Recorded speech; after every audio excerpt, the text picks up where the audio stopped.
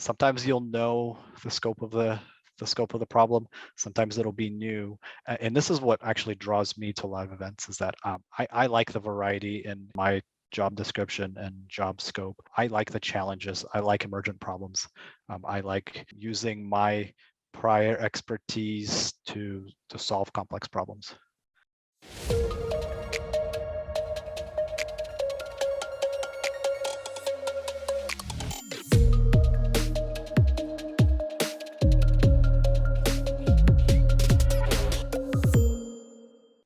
Today, our guest is Alex Charsky, who is the Associate Director of Esports for Ubisoft. Welcome, Alex.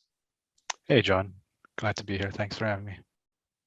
So we've had a couple of guests who work in the esports field in this podcast. Some of them were, like esports team COOs. Some of them had like esports related media companies, but we really haven't had a person who, in my opinion, really knows like the core part of esports, which is competitions, like how to build and manage competitions. And I think you've been doing this really since the beginning of your career. So could you walk us through kind of how you got started on this journey and ended up here? Yeah, as you said, I've been doing this a bit of time now, over 20 years. And really, I started before esports competitions. My primary focus was on event management and competition management for trading card games. So if you've heard of Magic the Gathering, if you've heard of Pokemon, Yu-Gi-Oh! In the early 2000s, at least for Yu-Gi-Oh! And for Magic, I was one of the people that constructed all of the tournaments that you might have played in or heard about.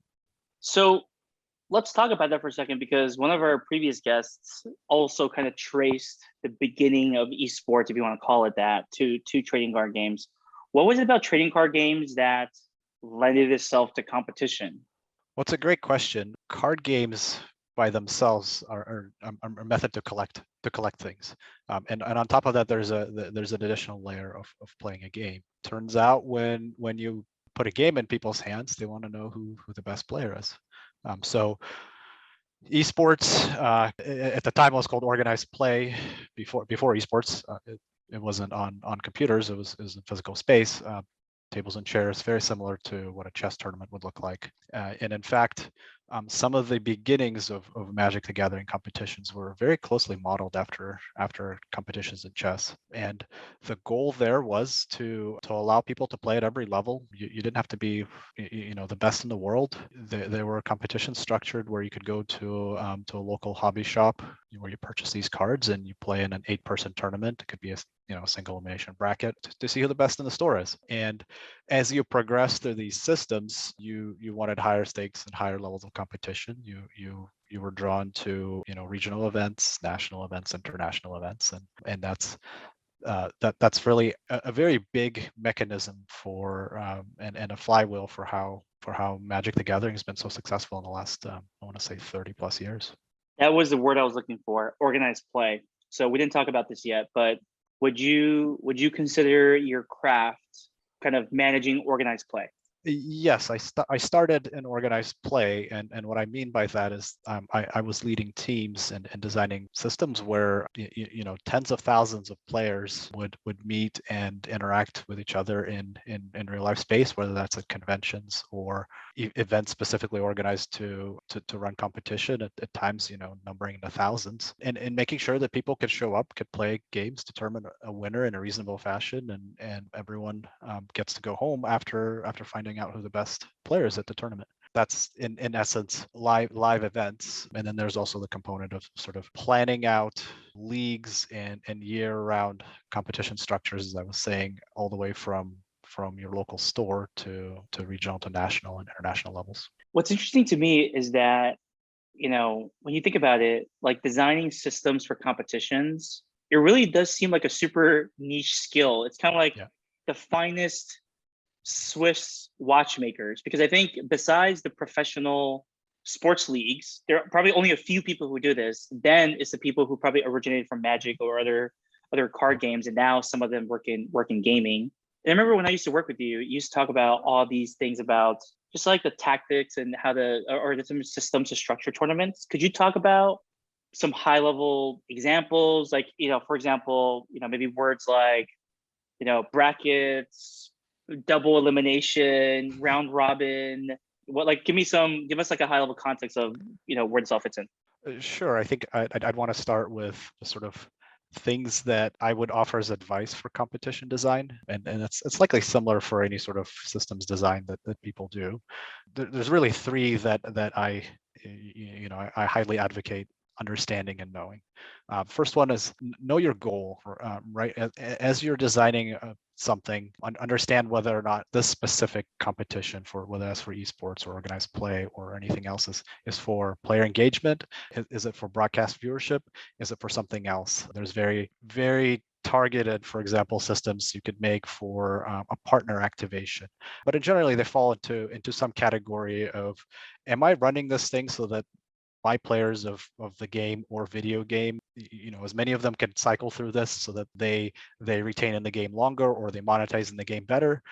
Am I running this so that I can then broadcast it to a streaming platform or even linear television to gain viewership, again in a bid to grow awareness about my brand? So know your goal for competition design. The second one I would talk about is really understand your resources. Often as an operator, esports league operator at a publisher, a video game publisher or a card game publisher, you really have to assess of what you have to work with. I've worked on teams where I'm the sole esports operator and a lot of the work is done through contacts and contracting and my personal Rolodex of those who you can count on to put on a great event, or understand what internal teams and capabilities the teams have. For example, when I joined Blizzard, it already had a robust team, anything from competitions management to specific collegiate engagement to a broadcast team to a business development team. So know where you fit in and understand what your resources are. Often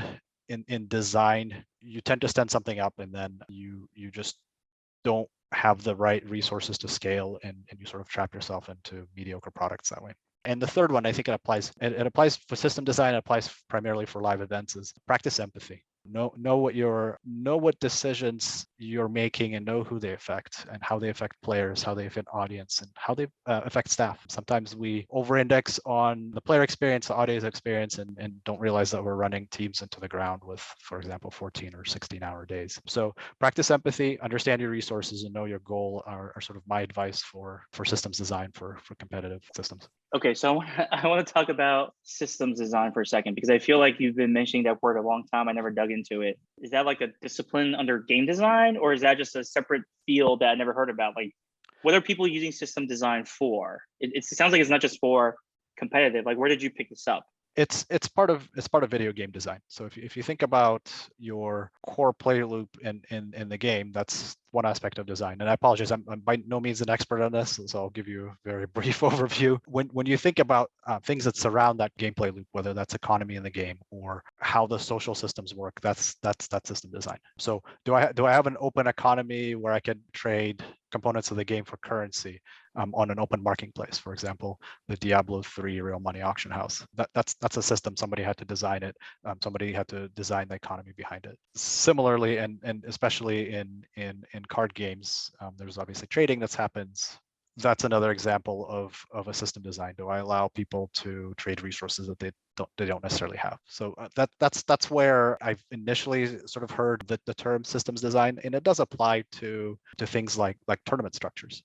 You're working on a video game. Does it offer tournaments inside of the game, or do you need to go outside of the client? That's a design decision. If you are offering tournaments inside of the game, then that becomes a system in the video game that you're designing and creating.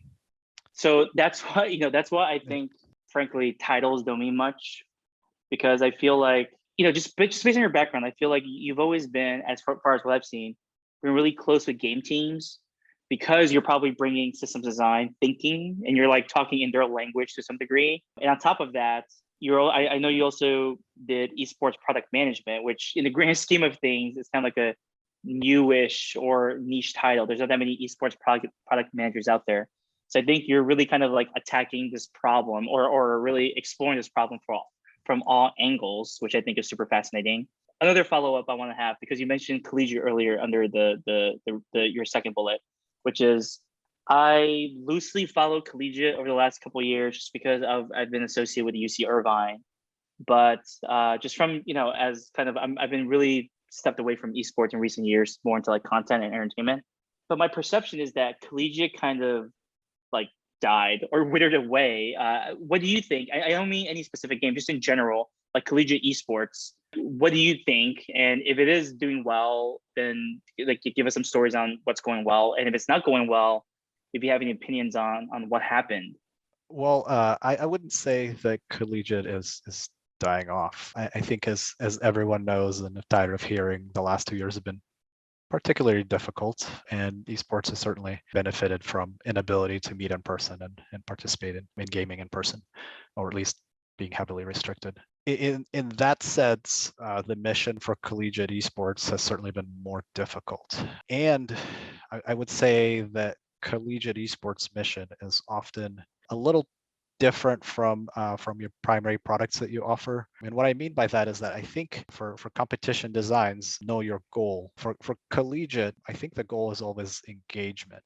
And for your sort of flagship offering, flagship product, typically a pro league of some kind, the goal is almost always broadcast viewership.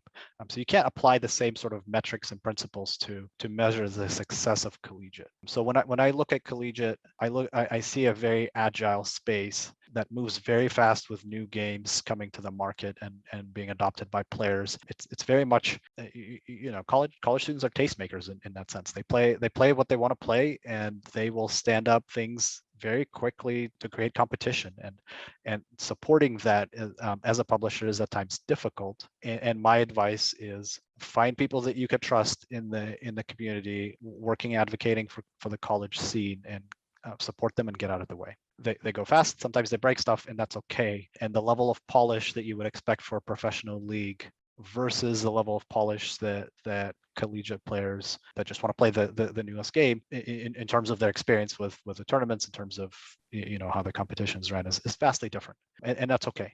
And yes, viewership as a metric for collegiate is not fair to collegiate. It's just not generally not top level play, so people don't like to watch second tier of play as much as they like the pros doing impossible things that in the game. So the goal, I think, for collegiate is engagement, and in that sense, products that understand that goal tend to do well in the collegiate space. One more question about system design, and then we'll jump to live event. Sure. So the question is, I've been thinking about this for a while. Someone posed this question to me actually a couple of years ago. Is let's talk about, like, let's say Magic or any trading card game. Do you know of a trading card game where there is like a one-to-one relationship between your physical deck and online deck? I'm sure some people have thought about this, like any pros and cons of doing this or not doing this. I do. There have been a number of products in the trading card game space, even before NFTs, even before sort of the boom of digital card games that you could argue was brought on by Hearthstone, I think in what, 2013. Prior to that, even for as a PlayStation experience, I believe the product was called Oculus, but I could be wrong. It was functionally a camera that could detect physical cards and bring them to your screen. And that game as a concept did okay. And actually, as an anecdote, in the early days of that, camera recognition was so difficult. You could actually just trick the camera by kind of scribbling your own your own little cards and putting in front of it to get the cards that you may not necessarily own. The game did reasonably well. It wasn't, I wouldn't call it the first sort of top tier of trading cards, and as these things go, eventually people moved on to other things. But as a concept, there's been a number of executions where your digital collection is parallel to your physical collection. I believe Pokemon did that, where there's a scratch off code where you get the same card after opening a physical pack in your online collection. So there's a lot of space to play around there, and it is to some extent interesting. I personally think that both avenues are fine, and it's novel enough to have that interaction between physical and digital. I think disconnecting those two gives you better opportunities to play around in the space than being sort of forced to be together. I actually had no idea this existed. I just Googled it, and I think I found something in 2007 called Eye of Judgment. That's it. It was a Wizards of the Coast subsidiary, There's a game specifically dedicated for this feature, which is fascinating. It's so cool to know that's why I love learning about the history. And I think, I guess, it's on me too. I haven't really, there are a couple of history of gaming books out there. I haven't read them. I think I ordered them. I just never read them. I got to go find them somewhere. But it's just so cool to realize that a lot of like whether it's NFTs or whatever, there's like earlier versions of things that have happened. And I think we can learn a lot by just like knowing what they are and talking about it. Okay, now let's talk about, maybe we'll talk about two other major topics, which is like live events and broadcasts, because I think, there could be some live events not broadcasted. So what are some of the major kind of considerations of like running a live event? And I'll give you some context in the sense of, from someone who has participated in only a few, one of the pros of live events, especially pre-COVID, it's hard to even think about that time, is that it's just cool to have a bunch of fans or customers around, and you can engage with them and whatnot. And then the con of it is that live events are just really expensive. And I feel like a lot of like marketing teams or other teams that manage marketing teams' budgets are always averse to it to some degree. So you've done a lot of live events. What do you think about that topic? Well, I would say you're absolutely right. Live events are expensive, whether that's a booth in E3, whether that's a broadcast studio that you have professional competition for your game happening every week that you broadcast out of. Are they worth it? I believe so. My job wouldn't exist if that was not true. Can you optimize to create the best possible ROI for them? Of course. And that's where I think it's really important, again, to know and understand your goal and know and understand how the broader organization views esports. And I'll give you sort of the two extremes. And the truth is, most publishers will fall somewhere on a spectrum between the two extremes. The first extreme is that esports is a function of marketing and a marketing expense and a cost center. And in that sense, we are just spending money for prizes so that people show up, so that we can run a broadcast, so that our customers understand that they're are aware of our game, they stay in the game longer, they perhaps monetize better. The other extreme is esports is a business. It has a P&L, and ideally it turns profit. And depending on who you ask in organizations, whether that's a business leader or the game team, and depending on the publisher itself, the video game publisher itself, you fall somewhere on that spectrum of thinking. And understanding and getting alignment organizationally is a fundamental job of someone running esports in that company. And not being aligned with that is how you sort of mismanage expectations, and you get senior leaders coming to you and saying, why did you spend millions of dollars on this event and only 10,000 people watched it?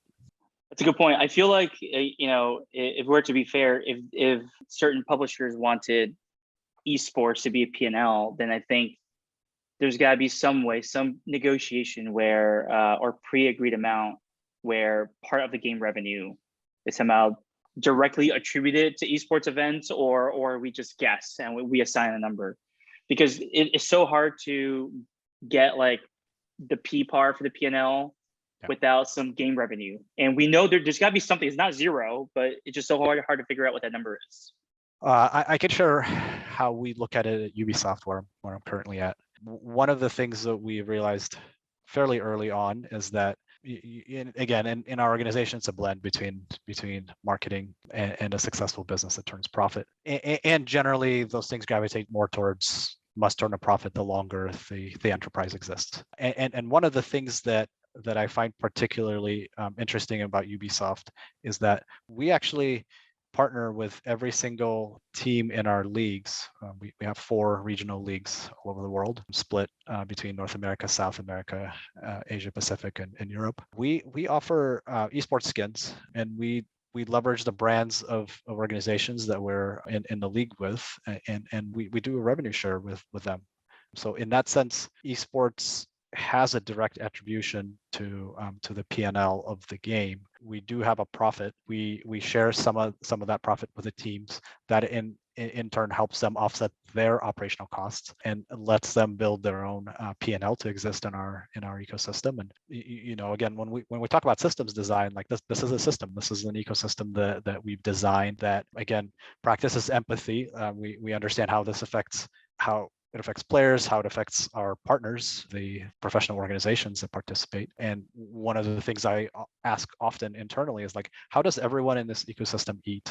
Meaning, how do they turn profit? And this is a way that we've found to generate revenue directly attributable to esports.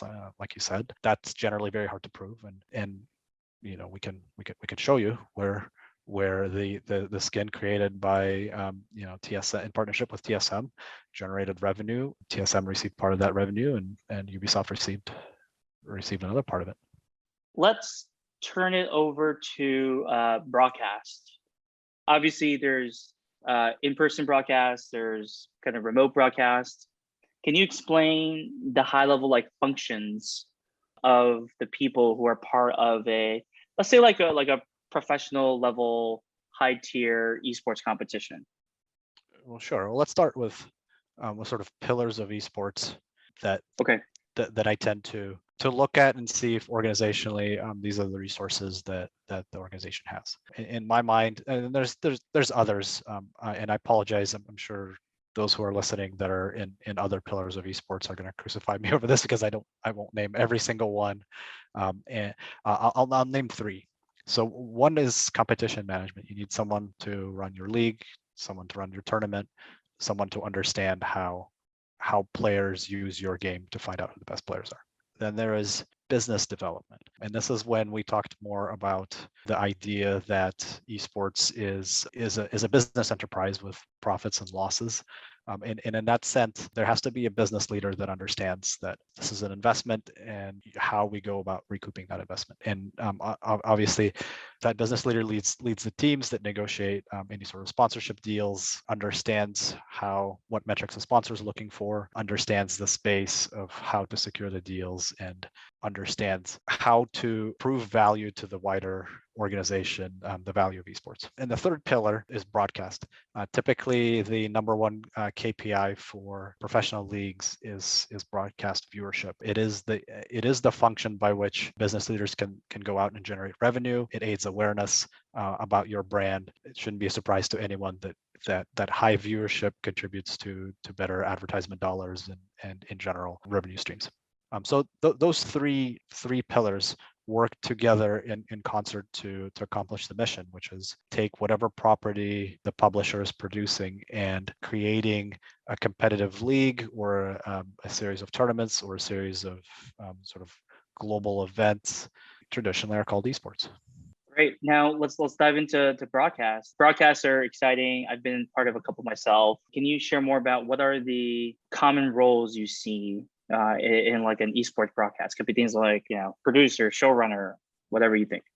Well, I would say broadcast can scale just like any of these pillars can certainly scale from a one-person team turning on OBS or something else. It is technically a broadcast to hundreds of people working on professional broadcasts like the BlizzCon that Activision Blizzard puts on, or the Super Bowl that the NFL puts on. Obviously, the scope and the scale of things is different. And when I look at esports in terms of broadcasting, understanding your audience is important. Understanding your resources is important. Typically, for professional leagues, you're looking at a dozen or 24 teams, players, staff as a department, whether that's internal or an external vendor that you've contracted to run your league. Just like in any broadcast, there's a director, there's broadcast producers, there's camera operators. In esports, there's an additional sort of layer of complexity that cameras inside the game are also operated by persons called observers or spectators. There are graphics operators that are constructing graphics ahead of the event or on the fly. There's ancillary staff like statisticians that will feed details as the tournament or event progresses to on-air talent. There's the on-air talent that analyzes the game, that calls the game, the play-by-play as the audience experiences the game on their screen. There is generally a desk of on-air talent that has a host that sort of leads the intermissions between competitions, specifically the matches on air. All of that works in concert to tell a story. At the end of the day, tournaments actually have a very conducive to storytelling. They have sort of rising action, and they have a climax of the finals and a resolution of the winning team or winning player hosting a trophy on stage. They're just like any sporting event. They're very well built for broadcast storytelling.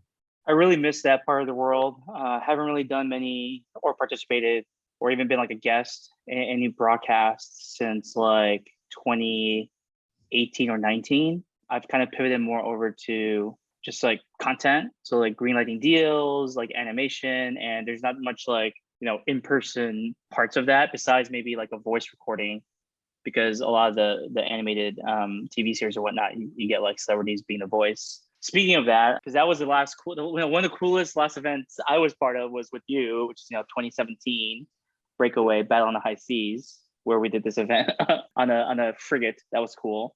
What interesting things have you done since then or recently, whether it's live events or broadcast related? I'll talk about two. One is it had a broadcast component, and I'll get to it in a second, but mostly it was a tournament. And this tournament was an internal Blizzard Overwatch tournament in 2020, in the middle of everyone locked at home and working from home and working remotely. One of the challenges that came across from the internal HR and leadership teams was how can employees connect more while working remotely. And my pitch and my solution was let's run a tournament. So we ran an Overwatch tournament with 600 players. JL and Brack played on one of the teams. It was awesome. We ran it for 7 weeks. Every Wednesday we would pause at the end of the day. People would break into 6-person teams. We broke people up by rough skill levels so that we kept it fair, and people had fun. People played Overwatch, and it was exciting. Received so many notes of thankfulness and sort of encouragement of, this is the highlight of my day. I literally wait for this thing to happen. Like every Wednesday, I'm looking forward to our Overwatch tournament matches because I know it's gonna be fun, and I'm playing games with my friends and coworkers, competing against others. Okay, before you get to your second story, it's funny you mentioned that because after you left Amazon to go to Blizzard, we did the same thing because morale was kind of low on the team, and we didn't really have our own kind of esports or competitive title play. So we did PUBG. It went pretty well. I mean, we what we did was, maybe you introduced me to them, but it was this cross company tournament. So we fielded 2 teams, and I forgot the team size for PUBG back then. Was it like 4 or something? So we're like 2 teams of 4 and like a backup. 2 backup players, so like you could swap in between rounds. It was totally fair. And it was like a corporate league over, I don't know, like 8 weeks. And that actually was just so fun. Like, and then I got to really get to know certain different people on the game team as well. There's like this artist, some game engineer. It just made like getting through regular day and work so much easier when you had that bond. So that was, we did the same thing, but it was much smaller and just only PUBG and kind of across companies. So, okay, tell us about the second event. So before I jump to the second event. Oh, okay, okay. So this thing, backed by the executives, received some attention internally, right? People knew about it. 600 employees participated. The Overwatch League team not only participated, but graciously agreed to treat our master level division as if they were an Overwatch League match. In fact, they needed to rework some of the ways they did business and broadcast. In a work from home situation, it was a perfect sort of testing opportunity for them to run an Overwatch League broadcast. So we never published it. It was only for internal use. But we have shoutcasters.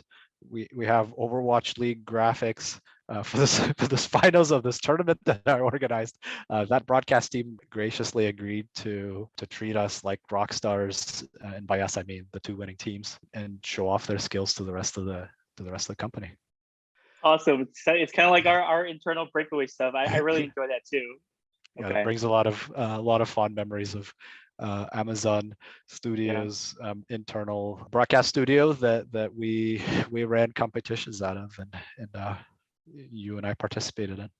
So let's talk about the second event. Mm-hmm. The second event I wanted to share with you is a global major for Rainbow Six that I did about a month ago in Mexico City, and this was a LAN event, and that's particularly challenging in the current landscape. Running events in person is obviously very complex given the current climate. And actually, as an aside, the event initially started as an event in United States. One of the things I very quickly realized that the United States at the time, and this is changing in November, did not have a very good sort of policy for international visitors.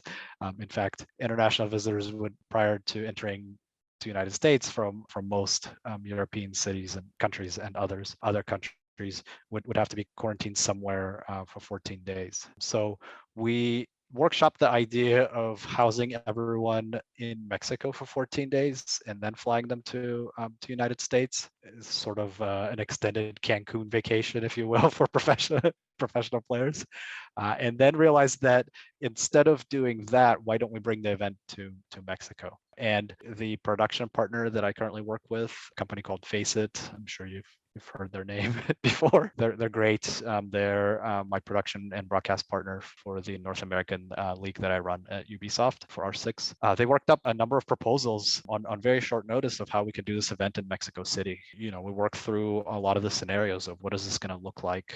Need to be very careful running live events to the pandemic that we have going on, and how we would mitigate some of the risks of potentially players catching COVID while participating in our event, and how we keep everyone as safe as feasible while running this competition. We ended up landing on Mexico City. We rented out an entire hotel as a way to guarantee that we could create a layer of policies and procedures and get compliance from all the participants, meaning that I didn't have to worry about random people in the hotel going down and eating in the restaurant that's open with our players. I could ensure that all players fly in, quarantine for the appropriate amount of time, test negative, and then we're functionally in the bubble. I would estimate 160 players and staff is what we had in the hotel. In that sense, it was a very interesting logistical puzzle of how to plan ahead for a lot of these contingencies. Like I said, my production partner, Face It, they're rock stars. They had a great team, a lot of experience with managing competition, and especially competition in the last 2 years, live competitions in the last 2 years. One of their proposals is like, let's take over the entire hotel IT infrastructure and not only beef it up, but ensure that in the event that a team gets sick, we could have them play a match from their rooms, still connected to the stage where their opponents are sitting, still observable by all of our observers, still recorded on the broadcast as if they're playing from a stage. And spoilers, that's exactly what happened. We had a team test positive. We did contact tracing.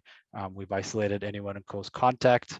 Players were provided equipment that they set up in their rooms, and they played the quarterfinals from their rooms while their opponents were on stage, and we were still able to run a successful broadcast.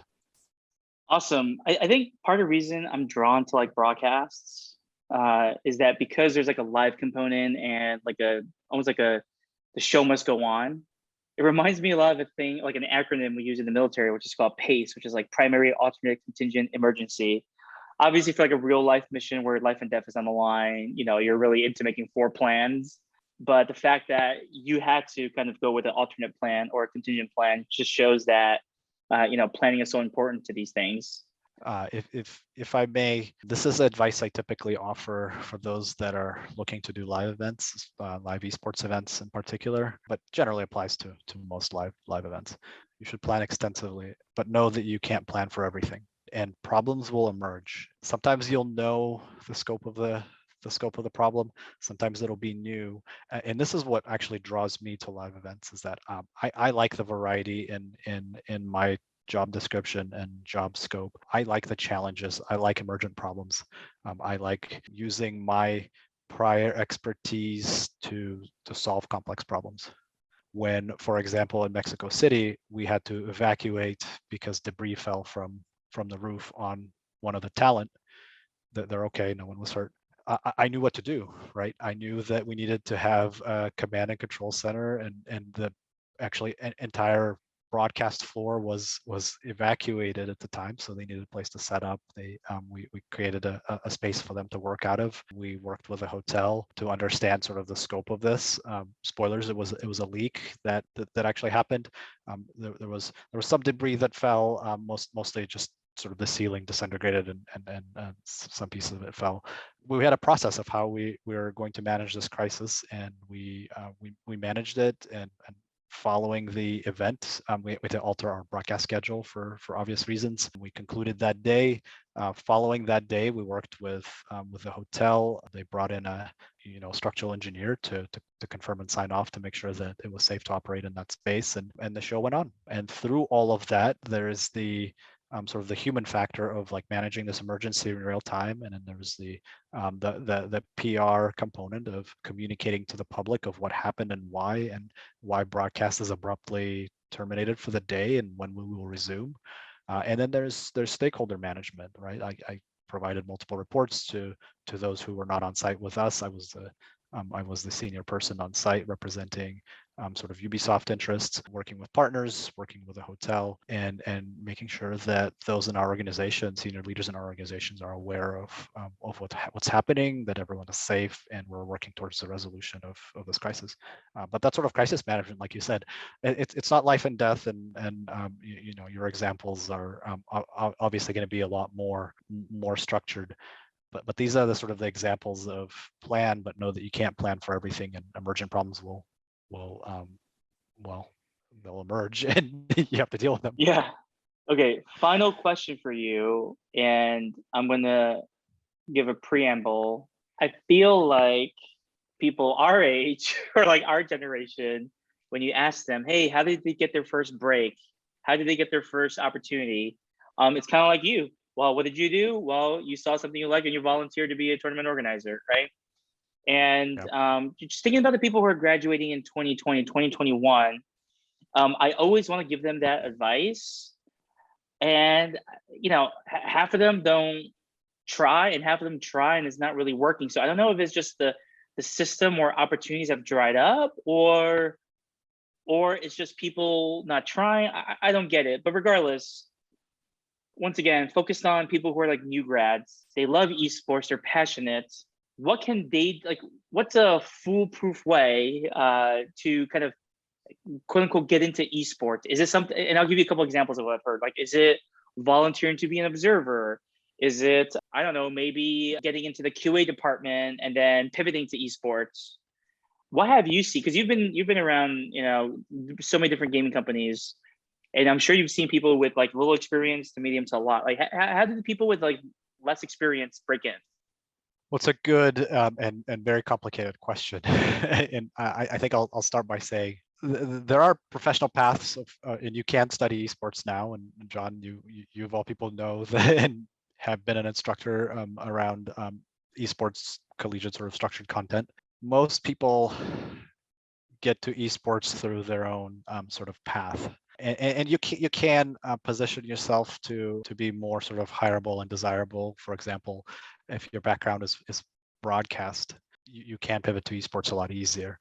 If you're then, for example, if you're if you have some other background, or if your background is business development, you can pivot to esports. Overall, I would recommend making sure that you get an education that you're comfortable with as sort of backup plan for this, and then go out and pursue your dreams, right? Like, and I am a fan of volunteering to some extent. I do want to caveat that with know your worth. Don't work for free your entire professional career. Understand what value the other party is bringing to the table, and assess every opportunity in that sense.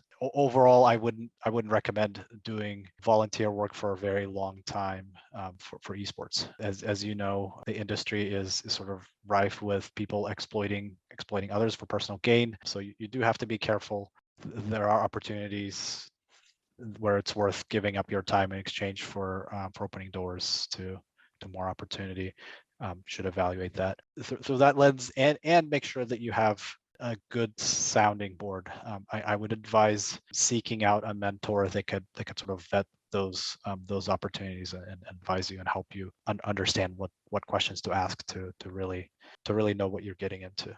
Having said all of that, my path, 20 years ago was just that. I was a volunteer tournament official for Magic: The Gathering. It wasn't exactly esports, but it was competitive gaming and organizing competitions. I developed the contacts in that industry, and when there was an opportunity for one of my contacts who was a director starting up at a new company in San Diego, I asked him for a job, and he said, "When can you move?" And I dropped out of college, which I don't recommend, and went to San Diego to my very first job title was tournament commissioner for a game called Yu-Gi-Oh! And a few others.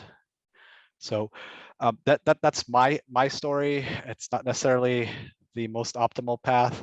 I'll be honest with you, a number of paths work, and I couldn't even tell you what the most optimal path is. And the more you talk to folks in the industry, the more you realize that all different backgrounds and experiences. Awesome, Alex. Well, thanks so much for sharing your story and advice today. John, it's been a pleasure. Thank you so much.